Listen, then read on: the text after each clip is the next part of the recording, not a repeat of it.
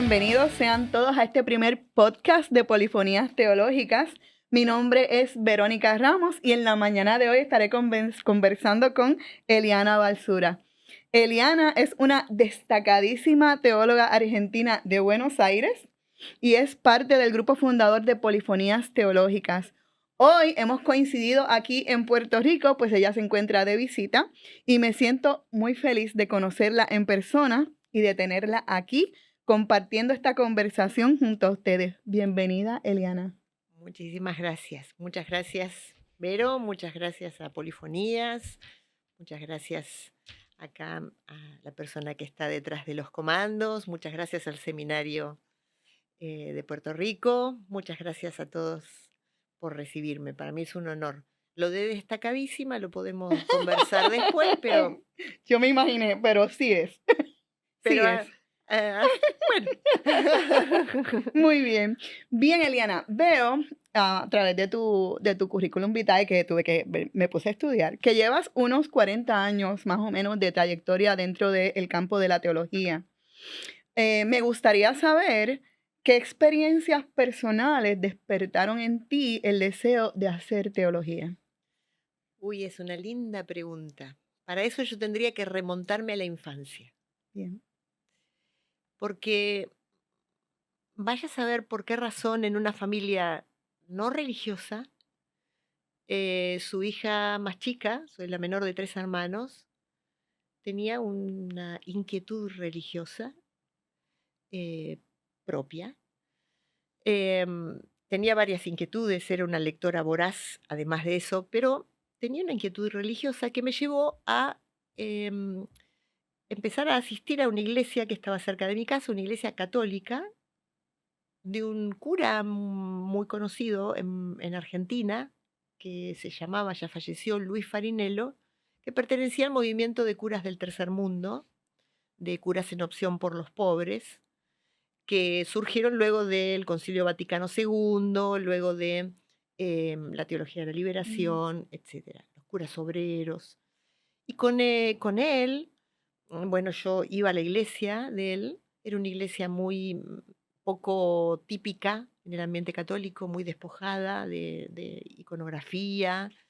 Y bueno, ahí empezó empecé a desarrollar mi inquietud y lo acompañaba a la villa, hacíamos mucha tarea social. Pero bueno, no empezó ahí mi actividad teológica, desde luego, sí mi inquietud Bien. por Dios. A los 15 años comienzo a ir a una iglesia evangélica que quedaba también cerca de mi casa. Y ahí empieza mi inquietud teológica. Ahí empiezo a leer de manera amateur teología, lo que caía en mis manos, que no era gran cosa, porque yo pertenecía a una iglesia, no voy a decir fundamentalista, pero bastante ortodoxa. Y luego a los 18, eh, paralelamente a la universidad, yo estudié letras como primera carrera, empecé a estudiar teología de manera formal. Y bueno, así es, pero estudié varias carreras diferentes, pero mi amor por la teología es mm, mi primer amor, llamémoslo así. Eh, Te voy a decir una frase que siempre decíamos con una amiga. ¿Cuándo nació la teología? Y ella me decía, la primera vez que una persona se sentó en el cordón de la vereda, decimos en Argentina, no sé cómo se llamará acá, donde termina la vereda y empieza la calle, una noche estrellada y miró para arriba y vio las estrellas, ahí comenzó la teología. Y bueno, mi amor por la teología empezó más o menos así. Qué lindo, qué bien, qué bien. Y ese amor por la teología te ha llevado a hacer, ¿verdad?, un pensamiento sobre Dios particular. Vi en tu más reciente libro, Un Dios más digno de confianza, que cuestionas la manera en que la teología, de forma tradicional, ha hablado de Dios y propones hacer una teología de ablativo, o sea, con base en circunstancias de su producción. Y yo pregunto, ¿desde cuándo tú, que has estado en este campo por alrededor de 40 años, como dijimos ahorita, te has cuestionado ese acercamiento? Y si recuerdas, ¿qué cosas impulsaron por primera vez esos cuestionamientos? Sí, recuerdo. Eh, cuestionar es algo que nació conmigo. Iba a decir soy una niña, fui una niña cuestionadora.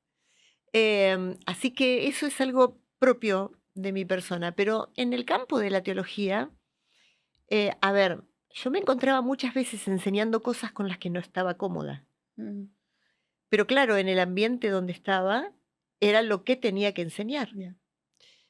pero no estaba cómoda. Entonces buscaba la manera de, bueno, dejar Manejarlo. la pregunta abierta, Ok. de poner una pequeña, ¿viste cuando quieren derribar un edificio que le ponen unas bombas o no sé cómo se Dinamita. llaman, Ujú, dinamita ya, debajo para que se caiga? Bueno, claro. a mí me gustaba dejar las dinamitas y irme. Y después ver qué pasaba. Pero, como soy una lectora voraz, como te dije, Ya. y leo todo lo que cae en mis manos, y tengo mi cerebro funciona de manera, yo digo que funciona como por links. Es decir, eh, si yo leo algo y veo algo que me interesa, yo voy hacia allí. Y si cuando fui me interesa, entonces así linkeo todo el tiempo. Entonces, bueno, eso me llevó a encontrar lecturas que hasta el momento, estoy hablando años 90, hasta el momento no estaban en mi radar. Encontré cosas sobre todo de la fraternidad teológica latinoamericana, y sobre todo también de la teología de la liberación, que me empezaron que dejaron esas bombas, esas dinamitas Mm, en mi propia estructura. Pero si me permitís 2 minutos sí, más claro. de esta respuesta, también hay circunstancias personales de mi vida que me hicieron replantear muchas cosas. Por ejemplo, estar al borde de la muerte en una circunstancia muy especial, a mis 30 más o menos, em, hizo que me replanteara muchas cosas. La vida cambia cuando uno está en la antesala de morirse, pero lo digo literalmente, no es que estoy exagerando una Es situación. poético, es cierto. No, después te cuento por qué razón. Pero bueno, estuve en la antesala de la muerte y consciente de que estaba en la antesala de la muerte. Em, entonces, al volver de esa situación, uno no vuelve indemne, Mm, uno no vuelve igual. Uno dice, epa, eh, ¿y si no es todo como yo pensaba? ¿Y si no tenía la vida asegurada? ¿Y si no, si la confianza desmedida, bueno, por ahí es una utopía, una ilusión? Entonces, a raíz de esas circunstancias personales, bueno, yo y de otras que no vienen al caso, familiares, em, entonces yo empecé a cuestionarme y a repensar la teología desde mi circunstancia personal. Por eso vos decías teología de ablativo. ajá, Quizás la gente que nos escucha no sepa ya, que en el idioma latín, al cual amo, estudié en la facultad latín, bien. em, las palabras se declinan por casos. Es decir, una misma palabra, un sustantivo, supongamos, tiene 6 casos. Y según ocupe un lugar dentro de la construcción sintáctica, entonces esa palabra va a tener un caso distinto, que es una raíz igual, pero una desinencia diferente. Igual es en el griego, ¿cierto? Exacto, igual es en el griego. Pero en el griego hay 5 casos, no Sí. 6. Ajá.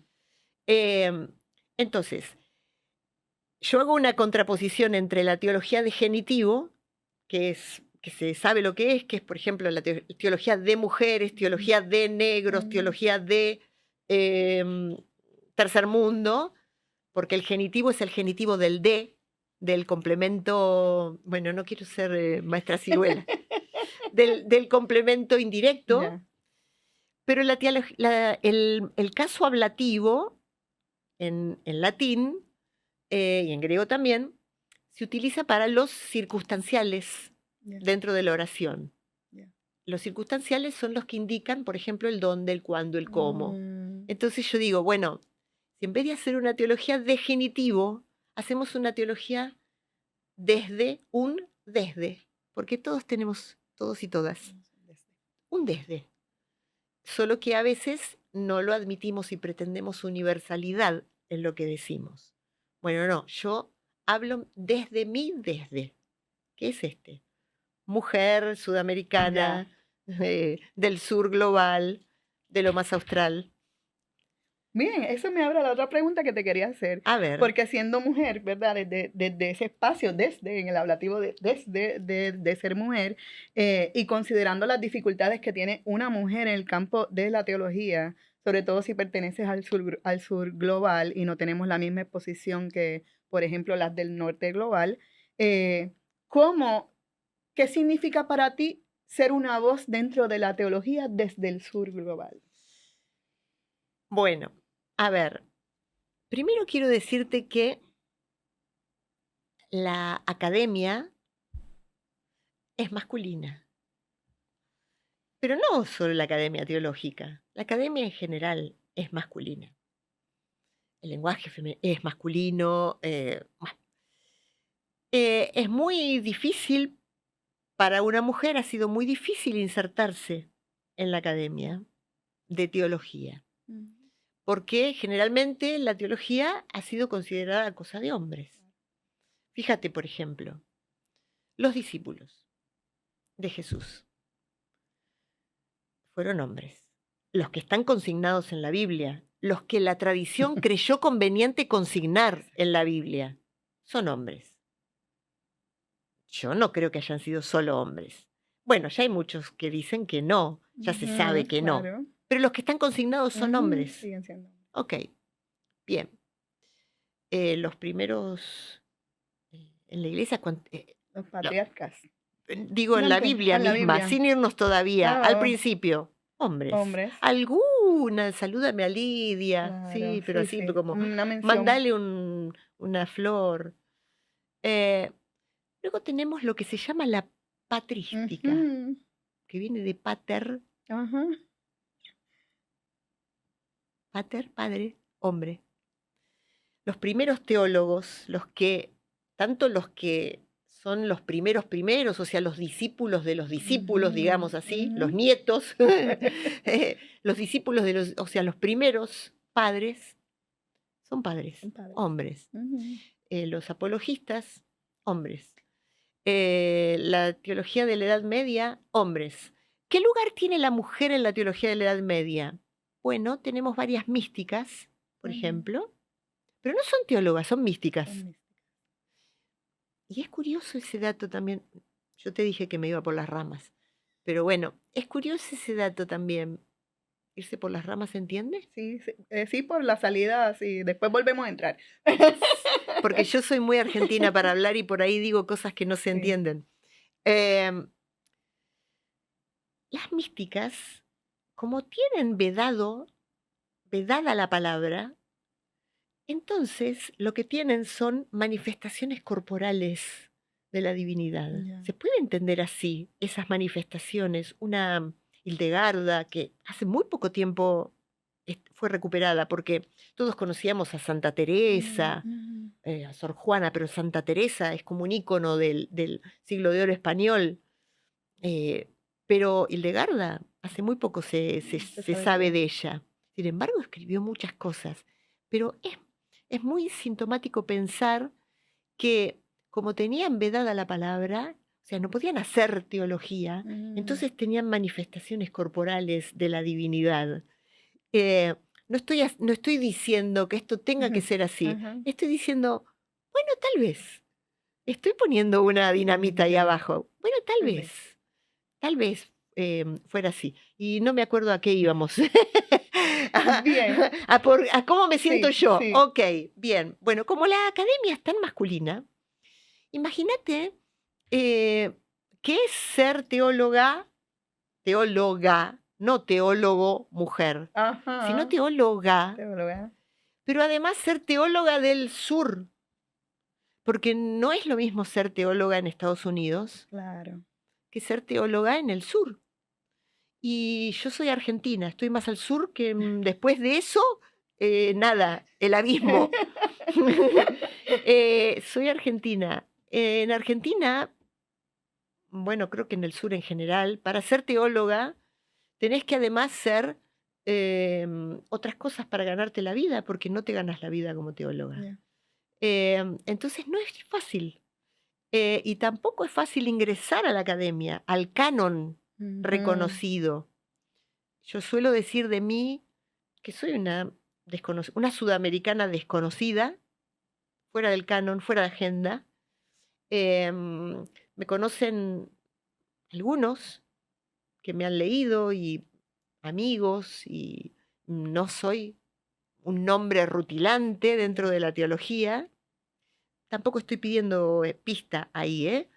Em, pero no es fácil, no es fácil, porque la academia, em, bueno, ya tiene nombres consagrados. La teología con mayúsculas, eso es lo que estoy investigando. Ya habrá noticias. La teología con mayúsculas, lo digo irónicamente, la hacen los Le hombres. pertenece a los hombres. Le pertenece a los hombres. Ya, Sí, ya. exactamente. Me van a decir que hay teología feminista, podemos hablar de eso después, Claro, pero claro, es así. claro. No es fácil. No es fácil. ¿Y cómo tú plantearías cómo se puede hacer desde ese sur global, desde esas periferias, cómo se puede construir teología que escuche y dé un lugar a las periferias, en lugar de hablar de ellas, ¿verdad? No una teología que hable de ellas y las mencione, sí, porque las periferias y la gente que vive en el sur global tiene estos problemas, pero cómo desde ahí, desde ese mismo espacio, se puede hacer una teología para ese espacio. Bueno, estamos hablando de una teología encarnada. Encarnada. Es decir, yo escribo lo que escribo porque vivo lo que vivo.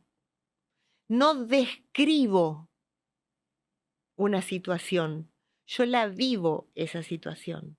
Entonces, yo creo que la teología debe hacerse desde la vivencia.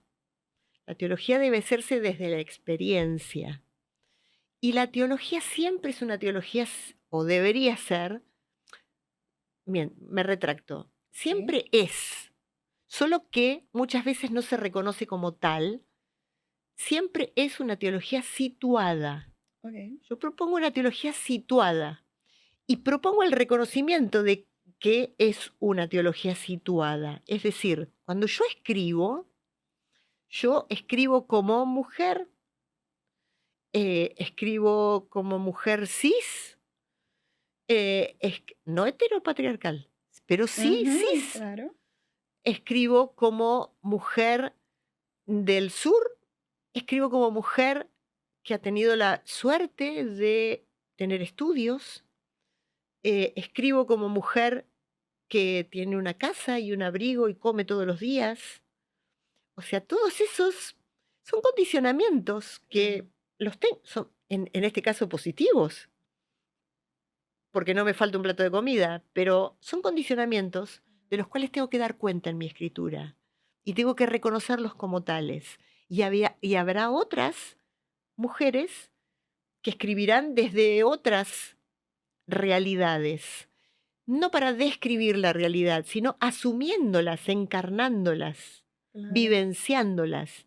Los hombres también escriben así, solo que, vuelvo a decir, no reconocen No se lo eso, cuestionan, claro. no se lo No, cuestionan, está dado. cree que es una escritura objetiva. No estoy en contra de los hombres, No, claro. Sí, no, pero para nada. cómo el sistema ha hecho que suceda con el paso del Es el tiempo, claro. sistema, es el sistema. Yo creo que no son conscientes de esto. Sí, Es el es el sistema. sistema. El sistema hace que piensen que, bueno, algunas mujeres también, Exacto, eso iba a decir, exacto, las mujeres también. vamos en Claro. favor de los Sí, hombres, porque sigue siendo un sistema que nos educa de una porque manera, estamos claro. dentro de una estructura. Claro.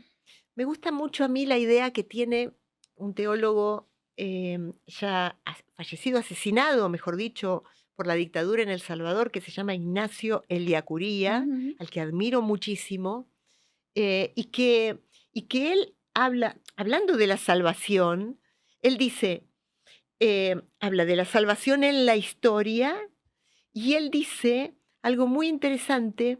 Él dice, em, la historia buena hace hombres buenos, y los hombres buenos hacen historia buena. Es decir, hay una interdependencia necesaria Ya, entre lo que uno pretende hacer y lo que vive, claro. necesariamente. Bueno, también hay, me gusta una frase de Adorno, no la recuerdo exacta, pero la voy a parafrasear, esa que dice, ¿cómo se puede vivir vidas buenas en vidas malas? O sea, Claro. hay una interdependencia con el contexto. Entonces, cuando esta estructura a la que estamos sometidos, que es patriarcal, incluso heteropatriarcal, eh, machista, sexista, uno está dentro de esa estructura y ya no siente que la tiene. La Es naturaleza, sí, es como natural. el panóptico de Como, Foucault, ¿no? Está ahí, está pero ahí. uno no sabe que Ya, está. cierto. Pero a uno lo condiciona, a una, ¿ven? Yo dije Ujú, uno, sí, a una, y lo mío es la filosofía del lenguaje, ¿eh? pero sucede, claro. A una la condiciona y a uno también Ujú. lo condiciona sin que uno pueda percibir. Bueno, Foucault dice algo, ya me estoy yendo mucho por las ramas. Foucault dice algo que el poder es poder en tanto y en cuanto no se percibe como tal. Es decir, Ujú. uno no percibe que está siendo sometido al poder. Entonces, de ahí viene su malignidad, digamos, Ya. digámoslo así. Descubrir el entramado es lo que permite salir de Una vez se esa. cuestiona, se puede entonces, ya Exacto, no es poder, ya no es poder. exacto. Creo que me fui por las ramas, pero bueno. No, no, pero está muy bien, sí lo has hecho. Así que tenemos que partir desde nosotros, tenemos que conocernos, saber quiénes somos y de dónde estamos hablando. ¿Desde dónde? Desde nuestras realidades. Y Y asumirlas, asumirlas, y claro, y asumirlas. reconocerlas. Muy bien. Hablando de estructuras, veo que, por lo que he leído en tus libros, que crees en un Dios que trasciende los dogmas. Los Ujú. dogmas. ¿Cómo podemos pensar o cómo podríamos sostener, de qué forma podemos sostener la fe cuando se deja atrás lo que la iglesia ha dicho que debe creerse, esa estructura que ha dicho la iglesia que hay que creerse? Bien, es una buena pregunta, porque como toda estructura, los dogmas sirven para sostener.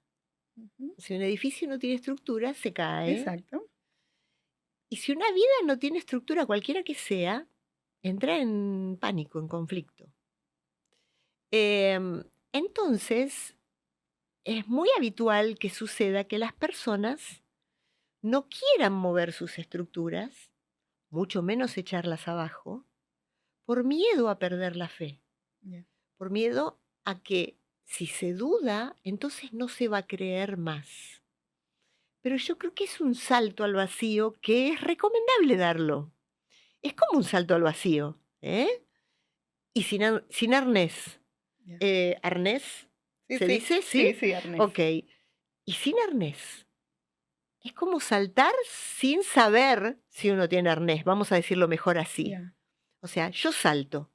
Y si quedo colgada, quedo colgada. Y si me estrello contra el piso, bueno, ya. intento levantarme y rehacerme, porque en este camino de tratar de desestructurar lo que Ujú, uno pensó por siglos y lo que la iglesia dogmatiza, es decir, cuando hablamos de dogmas, hablamos de estructuras inamovibles a lo largo del tiempo que deben ser creídas a pie juntillas ya, sin quitarle una coma ni una tilde. Porque si uno sale del dogma, uno ya se convierte en hereje, uno ya se convierte en lo que está fuera, ¿no? Entonces, eh, si pensamos en el dogma, bueno, todos hemos sido instruidos, instruidas en un dogma. Esto, mira, Vero, esto es lo que hay que creer. ujú, No te salgas de ahí porque si te salís de ahí y está el abismo. ya, ¿Y si no? ¿Y si no está? Es ujú, como cuando éramos niños, niñas. Yo en lo particular tenía miedo de bajar los pies cuando estaba en la cama porque tenía miedo que hubiera un Un monstruo. fantasma, un monstruo agarrándome. Pero cuando bajaba el pie no No había estaba. nadie. O abrir la puerta del placar o del ropero, no sé cómo se dice aquí, del El closet, closet. y que salga un monstruo a asustarme. Pero no abría la puerta y no. O caminar por un pasillo oscuro de habitación a habitación y yo solía ir cantando porque me daba miedo transitar, pero no había ningún monstruo. Ya. Entonces, em, a veces el paso es difícil, la gente tiene miedo. Cuando yo doy clase, yo trato de ir dejando esas pequeñas dinamitas. Hace muchos años, cuando daba clase en el seminario, yo solía decirles a mis alumnos que mi función solamente no era enseñarles teología, sino despeinarlos. La primera clase decía eso. Y me miraban así como decir, si yo logro que salgan despeinados de acá, porque ellos llegaban muy, no Sí, literalmente claro, peinados, sí, claro. teológicamente peinados, Sí, llegaban muy peinaditos, muy puestos. venían de otros lados y si yo logro despeinarlos, después, como en el chiste que contamos antes, fuera de Claro, claro. grabación, después que se arreglen si tienen que salir a la vida despeinados. Ya, ya. Pero es un paso que vale la pena Sí, es dar. como salir del comfort zone y un poco, Exactamente, y arriesgarse un poco. y Y arriesgarse, y arriesgarse, pensar las cosas por uno mismo, por una claro. misma. Y es posible dialogar, ¿verdad? Desde ese espacio donde nos cuestionamos o protestamos los dogmas, ¿es posible mantener un diálogo sobre eso con nuestras iglesias históricas conservadoras? Un diálogo práctico. Depende de quién sea el interlocutor o la Bien, interlocutora. Depende.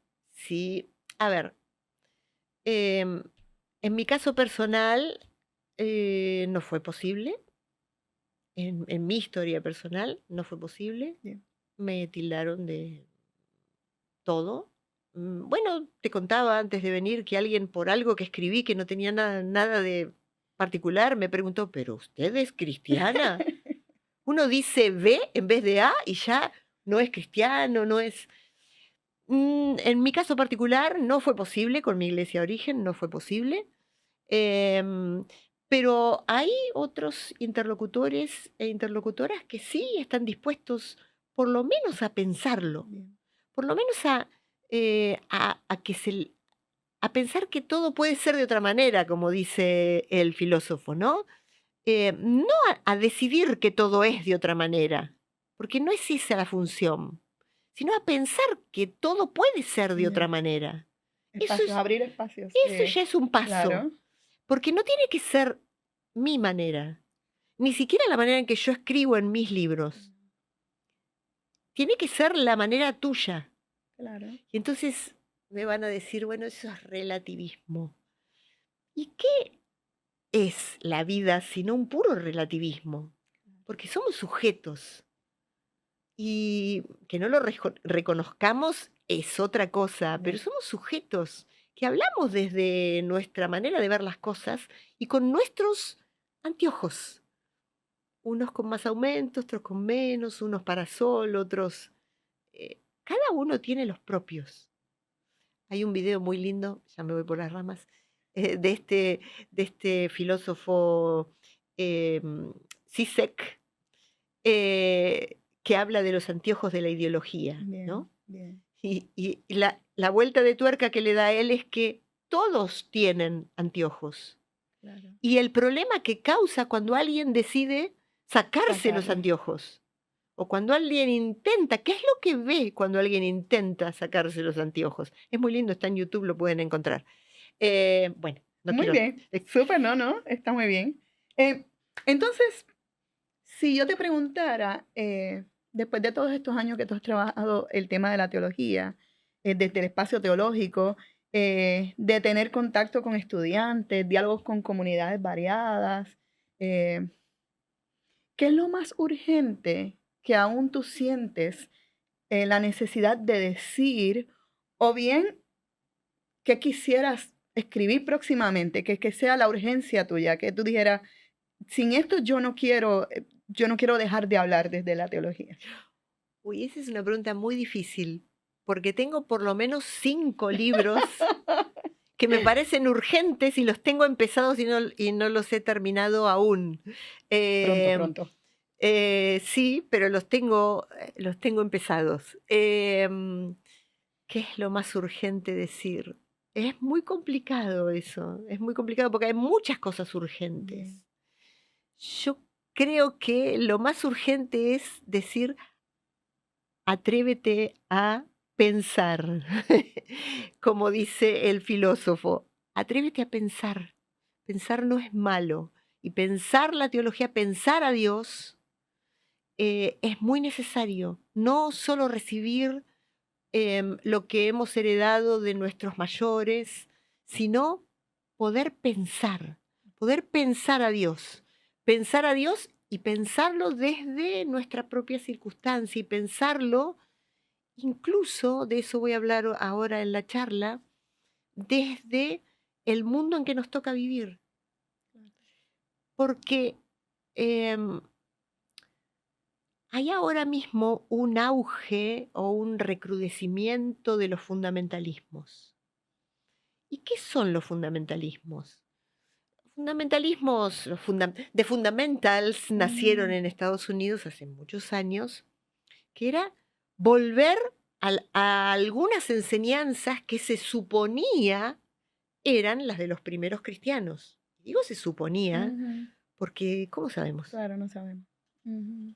Tenemos lo que la Biblia dice, Pero ahí no está todo que tan ahí hay claro. interpretación, Ujú, en la Biblia claro, ya también. es una Ujú. primera interpretación, y sobre ella años y años de interpretaciones. Y de cosas que que no se pusieron en un canon. Claro, también, Claro, también, claro que sí, si yo te contara, no tenemos tiempo, pero como fue la historia del canon, claro. bueno, sería tremendo. Enterarse de eso es como plop, La caerse. dinamita. Sí, pero es que la gente no sabe Claro. cómo se creó el canon, cómo se crearon los primeros dogmas de fe. Concilio de Nicea, Concilio de Constantinopla, Concilio de Calcedonia. Esos 3 concilios, estamos hablando desde el siglo IV, 325, hasta el de Calcedonia, 400, no me acuerdo ahora Ujú. exactamente, 480 tal vez, no me acuerdo, no importa. En esos 3 concilios se decidió, si Jesús era Dios, en qué medida, o sea, si era Dios igual a el Padre y el Espíritu Santo, o sea, si era coigual, en qué medida era Dios. Ujú. En esos concilios se decidió en qué medida Jesús era humano y divino, en qué medida, y cómo era la Trinidad. O sea, digamos que la piedra basal del cristianismo se decidieron en esos concilios. Si te pones a leer, cómo fueron esos concilios, quiénes estaban, cómo fueron convocados, por qué fueron convocados, cómo se llegó a esas declaraciones dogmáticas, bueno, ahí ya podrías empezar a pensar, capaz que no es como me la contaron, quizás, muy argentino capaz, quizás no fue como me la contaron. Quizás no es como me la estén contando. Y entonces, en este tiempo de recrudecimiento de los fundamentalismos, ¿hacia qué piedra basal quieren ir los fundamentalismos de hoy? ¿Hacia cuál? Ujú. ¿Hacia dónde? ¿Y por qué? ¿Por qué es necesario? Si en aquel momento, yo lo digo en teología indisciplinada, si en aquel momento pudieron definir a Dios con estructuras de la filosofía griega, ¿por qué hoy no podemos pensar a Claro, Dios con otras con otras estructuras? estructuras. Muy bien, cierto. ¿Cómo imaginas? ¿Cómo imaginas la teología en los próximos años que se hace desde las periferias, desde el sur global? ¿Quiénes la hacen?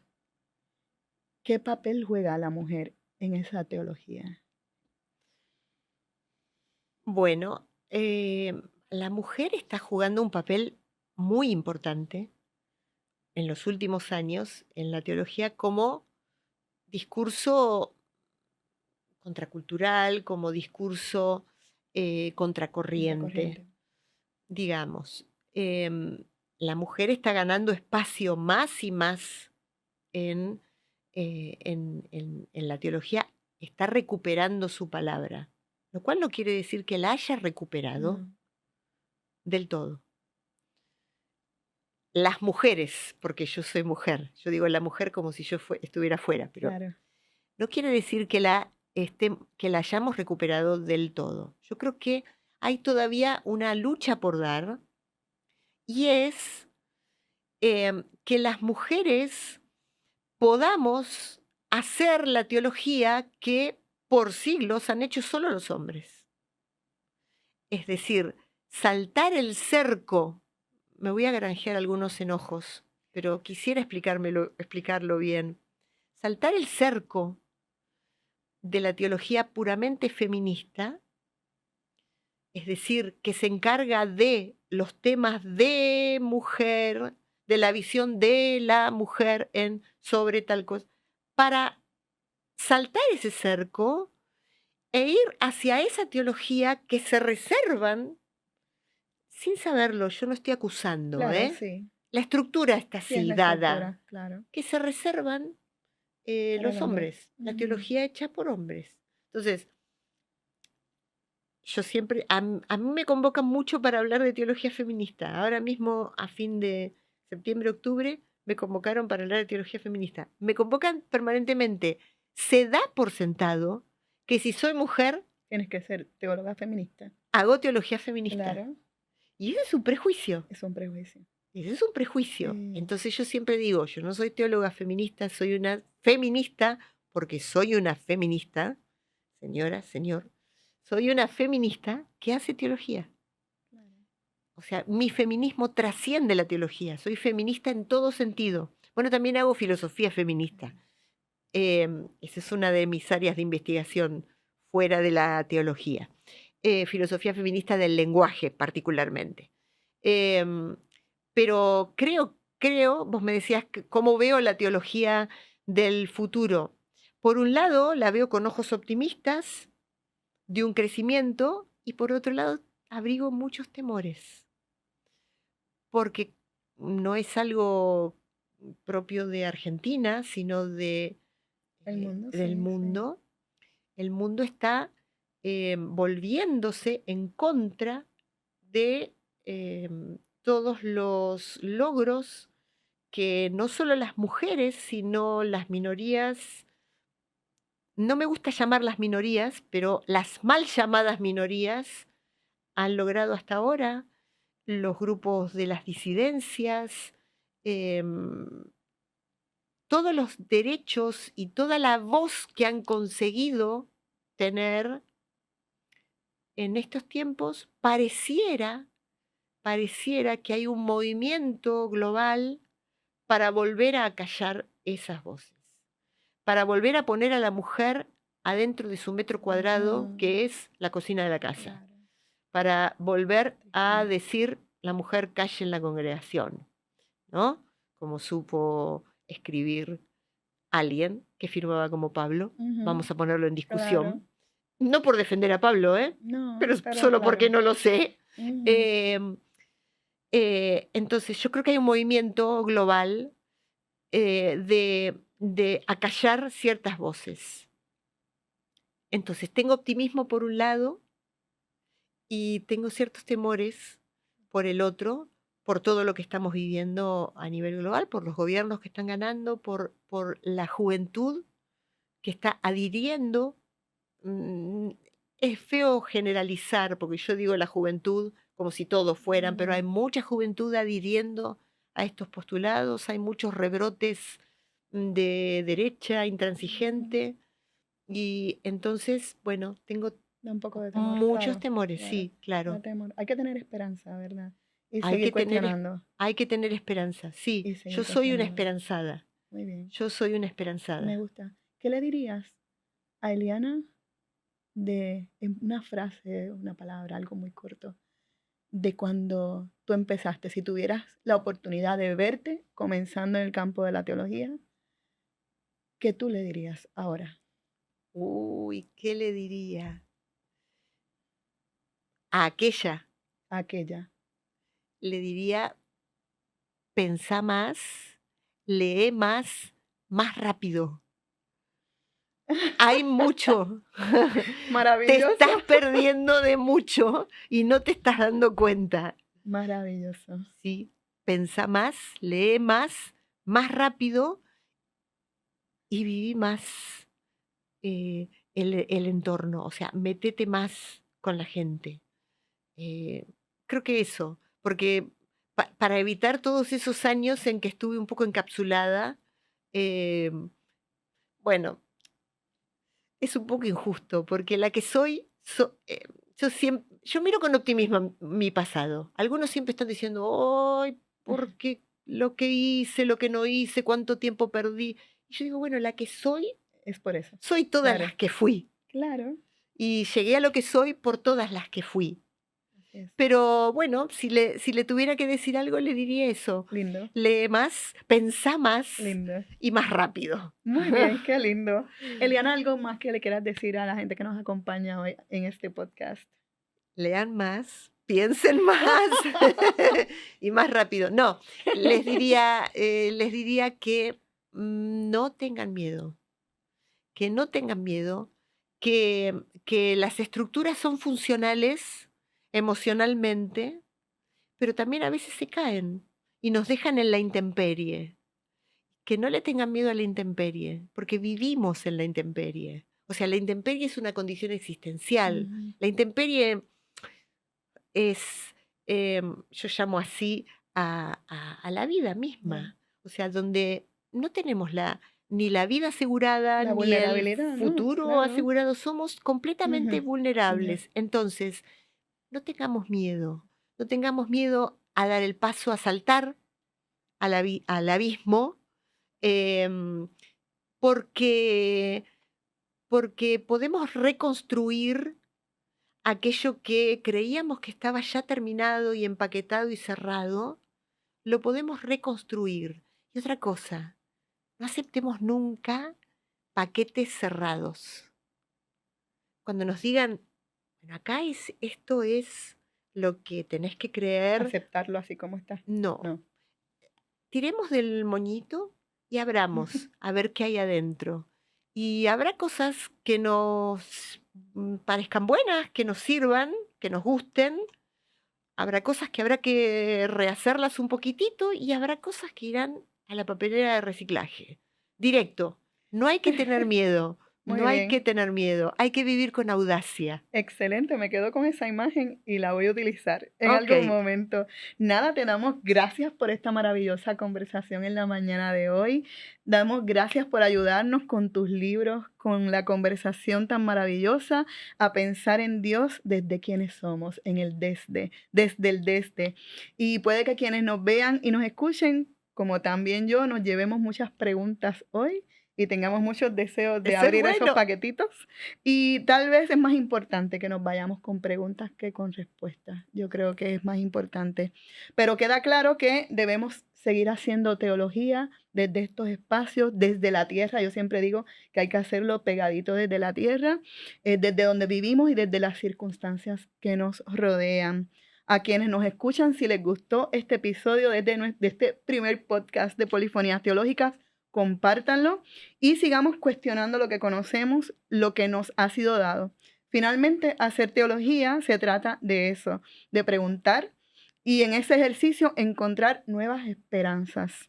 Gracias a todos. Hasta el próximo episodio de nuestro podcast polifónico. Gracias, Eliana. Gracias, Vero. Gracias a la parte Gracias, Héctor. técnica. Gracias al seminario. Gracias a todos y todas quienes nos están escuchando. Bonito día.